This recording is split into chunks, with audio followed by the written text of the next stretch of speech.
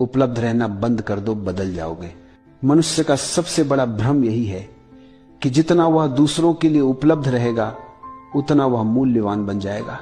लेकिन सच्चाई यह है कि जितना तुम उपलब्ध रहते हो उतना ही लोग तुम्हें साधन समझने लगते हैं, इंसान नहीं।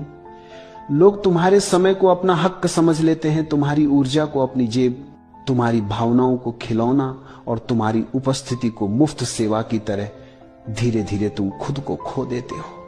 क्योंकि हर किसी के लिए उपलब्ध रहते रहते तुम खुद के लिए उपलब्ध रहना भूल जाते हो।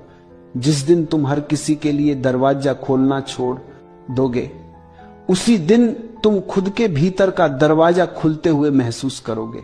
लोग जो हमेशा उपलब्ध रहते हैं वे सबसे ज्यादा थकते हैं, सबसे ज्यादा टूटते हैं और सबसे ज्यादा इस्तेमाल किए जाते हैं।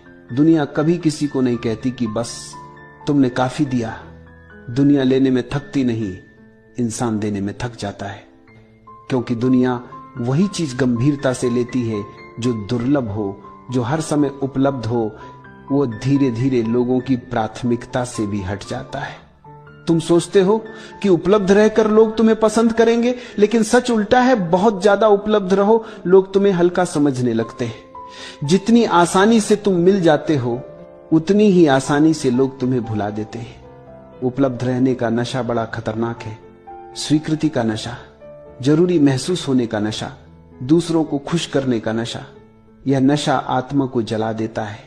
तुम सबके लिए खड़े रहते हो, लेकिन जब तुम्हें सहारे की जरूरत होती है तुम्हारे आसपास कोई नहीं दिखता। क्योंकि दुनिया मान लेती है कि उपलब्ध रहने वाला व्यक्ति खुद संभल जाएगा और तुम अंदर ही अंदर टूटते रहते हो। क्योंकि तुमने कभी ना कहना सीखा ही नहीं। ना कमजोरी नहीं है, ना सीमा है, ना दीवार है जो तुम्हारी ऊर्जा की रक्षा करती है, ना वह शुद्ध शक्ति है जिससे तुम खुद को वापस पाते हो। जो व्यक्ति ना नहीं कह पाता वह दुनिया का भार उठाते उठाते खुद को भूल जाता है। जब तुम लोगों के लिए कम उपलब्ध होते हो तुम अपने लिए ज्यादा होते हो। तुम उन लोगों को पहचानने लगते हो जो तुम्हें सिर्फ इस्तेमाल करते थे, और उन लोगों को भी जो सच में तुम्हें समझते हैं।